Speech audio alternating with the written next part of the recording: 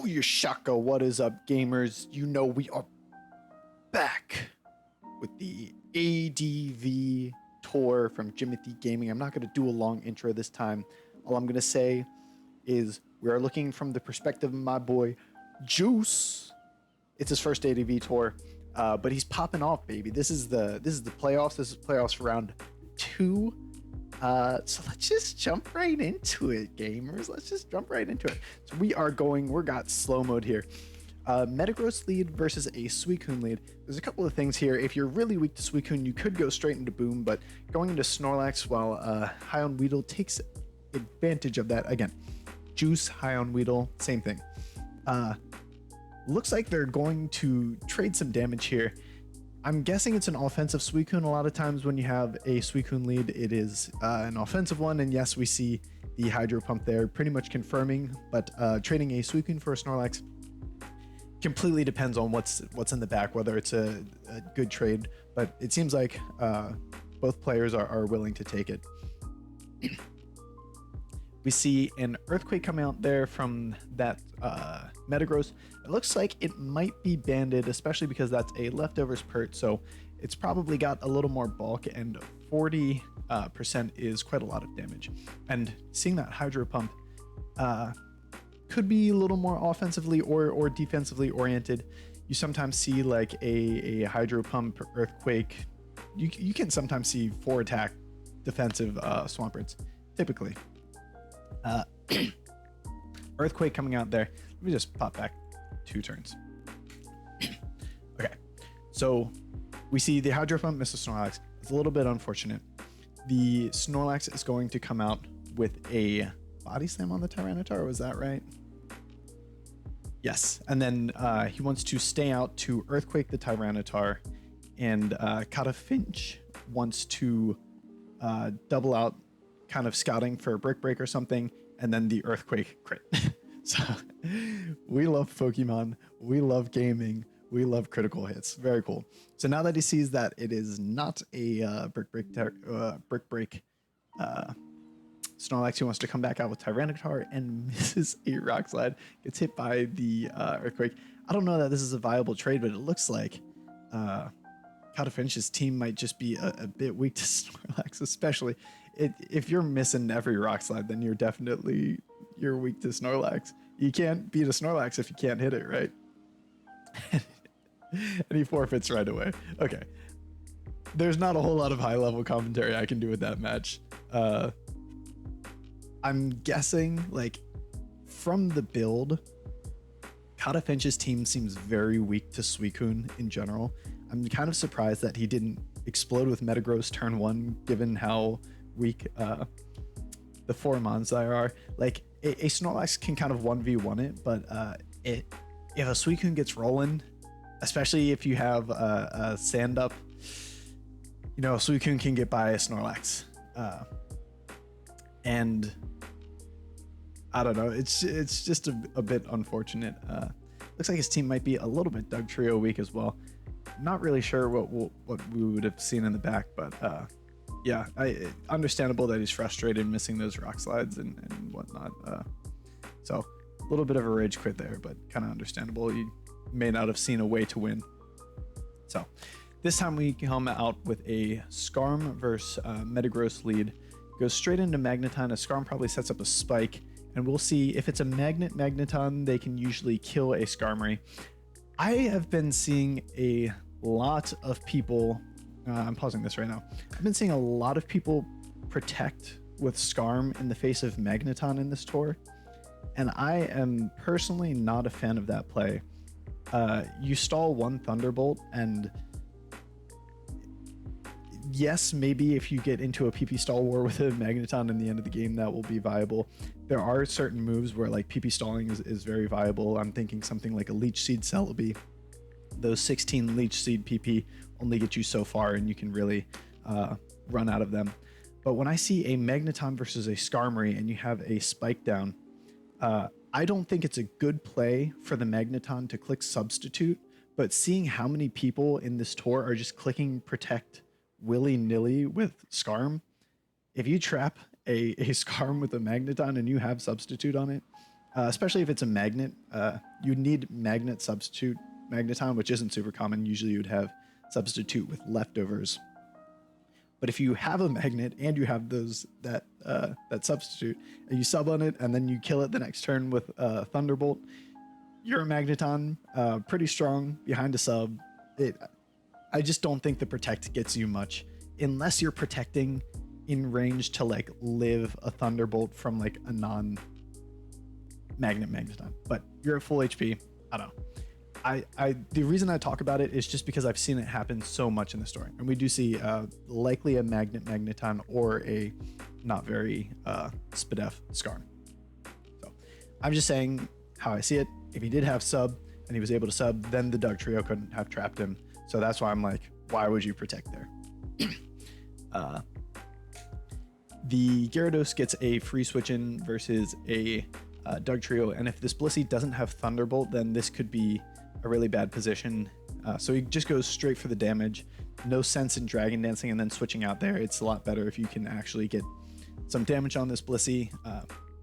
Without Sand, the Blissey is going to be healing up a decent amount, but it goes for the soft boiled anyway. So I was going to say he doesn't necessarily have to soft boiled. If he has like a Thunder Wave, he can throw a Thunder Wave out as the Gyarados switches.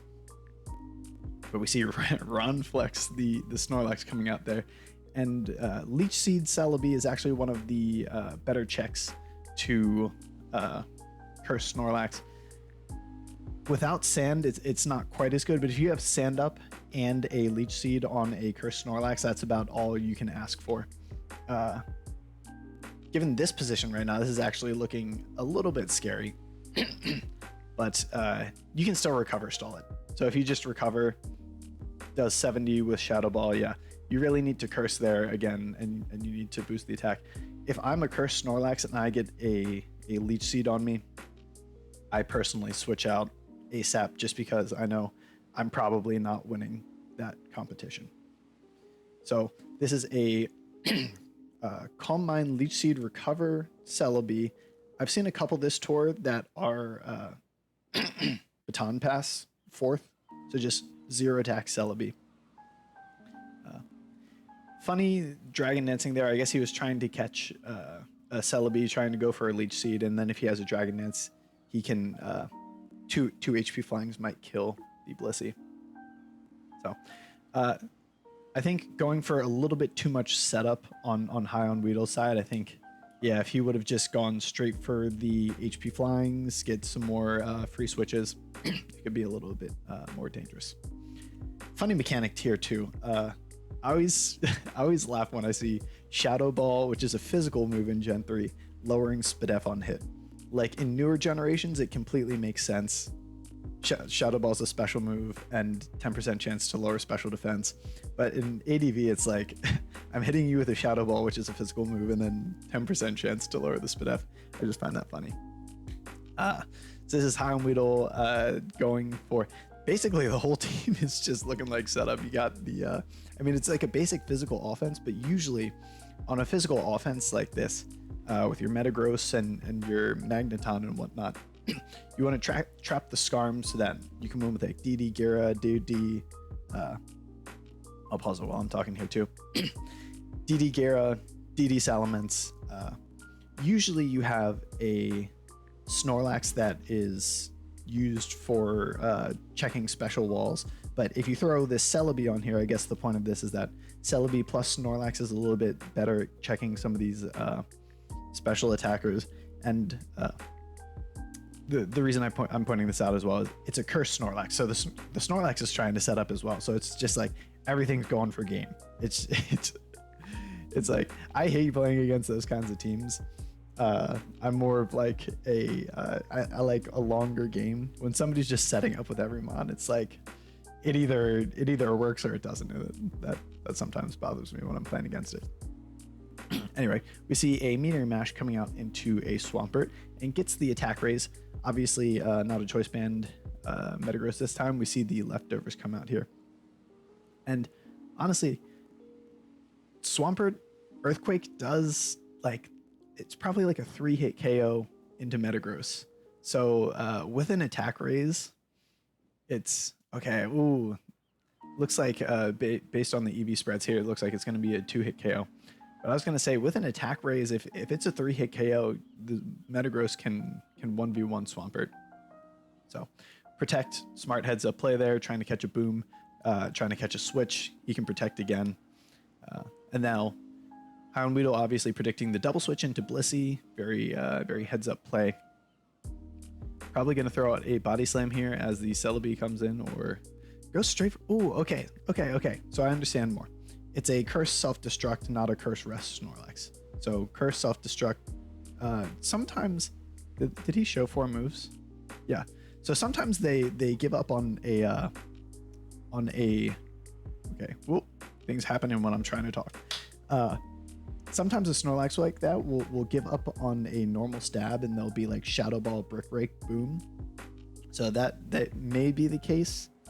But we see the Boom come out on the Celebi there, and then Tyranitar. I'm guessing a DD Tyranitar, given the rest of the team, it's like a physical offense, and the Doug Trio catches that, and it's not bulky enough to live 1. If it was bulky enough to live 1, it probably wouldn't have been fast enough. Outspeed F.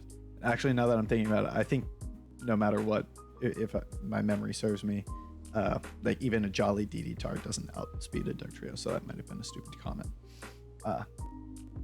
Thunderbolt from Blissey probably going to come out here and kill this Gyarados. Yep. That's the issue, if somebody has a Thunderbolt Blissey, a lot of times your Blisseys will have Ice Beam, and it's actually a pretty good check to like a DD Salamence. But if you also got that Thunderbolt on the Blissey, those people that try to get cute with the Gyarados instead of the Salamences because it's 4 times weak to Electric instead of Ice, sometimes it works out really well if the Blissey doesn't catch you, but a lot of times it or not a lot of times, but if they got a Thunderbolt Blissey, it's like, well, shoot, that wasn't any help. It didn't fix my problem at all. So finally, we see a Celebi come out here. I predict probably just a switch into Blissey. I think it was a Calm Mind Celebi that he showed. And he can just counter trap. All he needs to do is get a little bit of damage down on this Celebi, and then counter trap with Doug Trio. So let me just put this on fast. I assume, yeah, so Juice likes this set. I'm also a fan of it. It's a Calm Mind 3-attack Celebi. It's very dangerous. Ooh, interesting. So a Calm Mind Soft Boiled, probably Bolt Beam. I don't think he showed Ice Beam, right? Yeah. So a Bolt Beam Blissey here. You're playing with a little bit of danger doing this, in my opinion.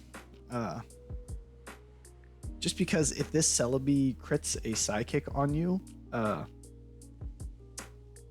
that Doug Trio might not kill from that range, and then so if Celebi gets a lucky crit Psychic right there, then or this turn, same thing could happen.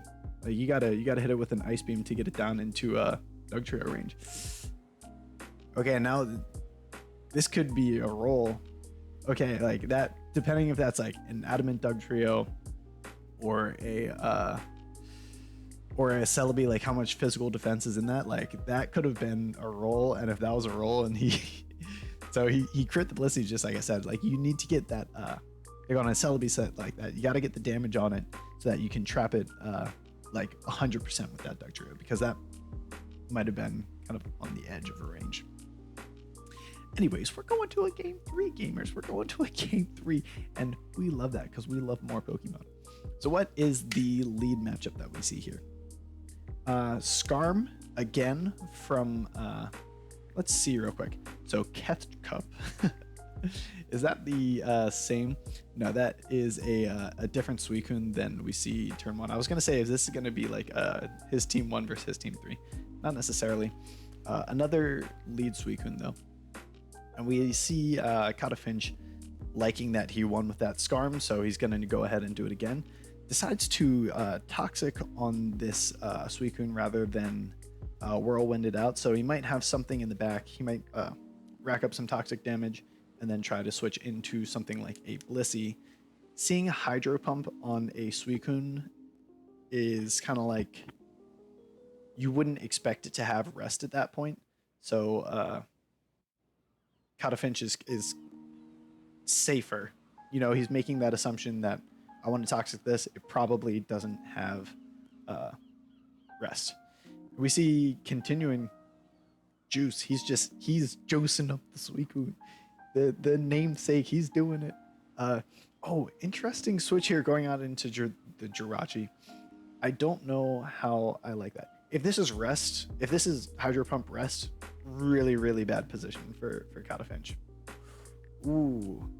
I feel like that's kind of rare. A lot of times when you see the Calm Mind offensive Suicunes, you will see Hydro Pump, Ice Beam, and then probably Hidden Power Grass. But with this rest, he gets to come in later and he's healthy, and so that seems like it can be really dangerous for Catafinch's team.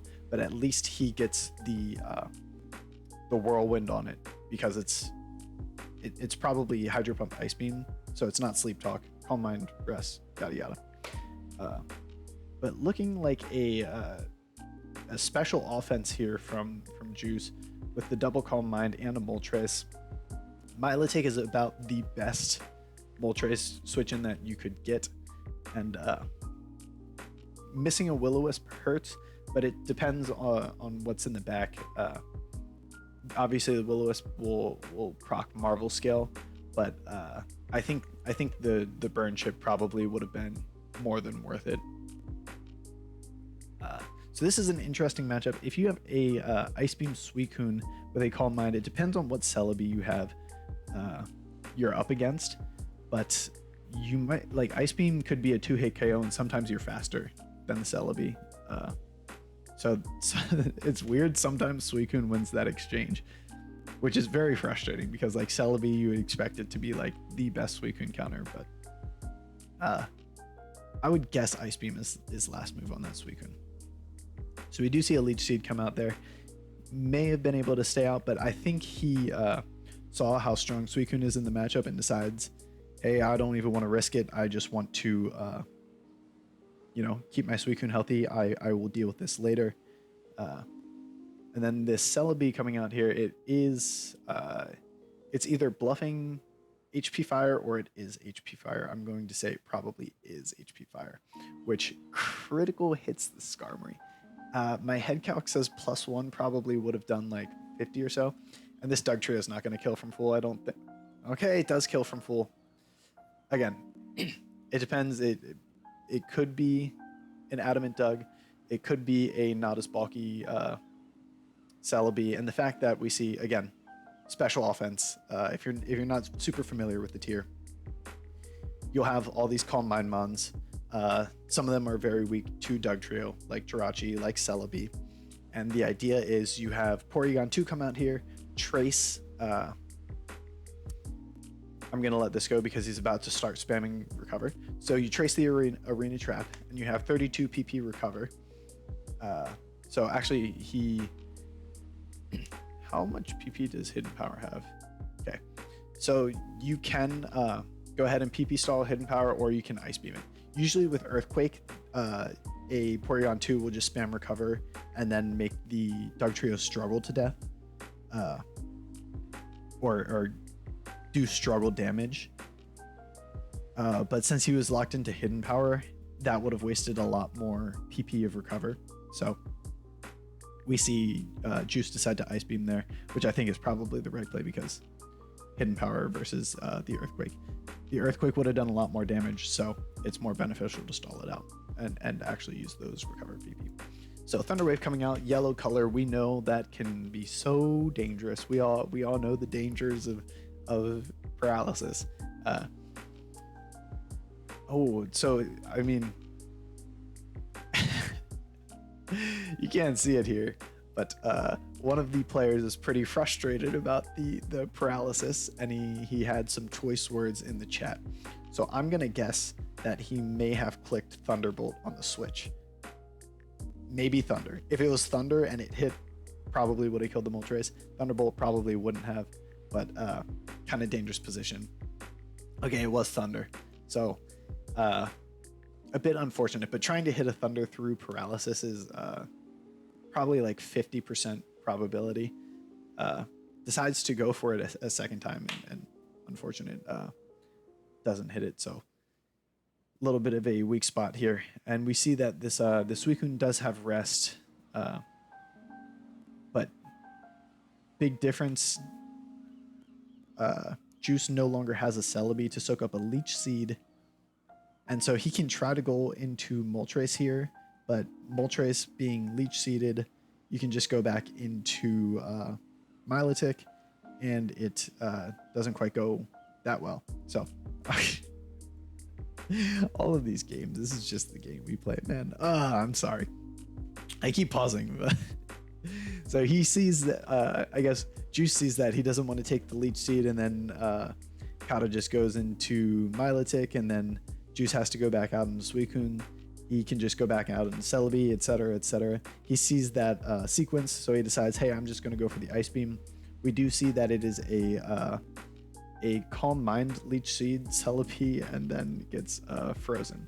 So that's a bit unfortunate, and judging by the choice words that Kata Finch has had in the past in the chat.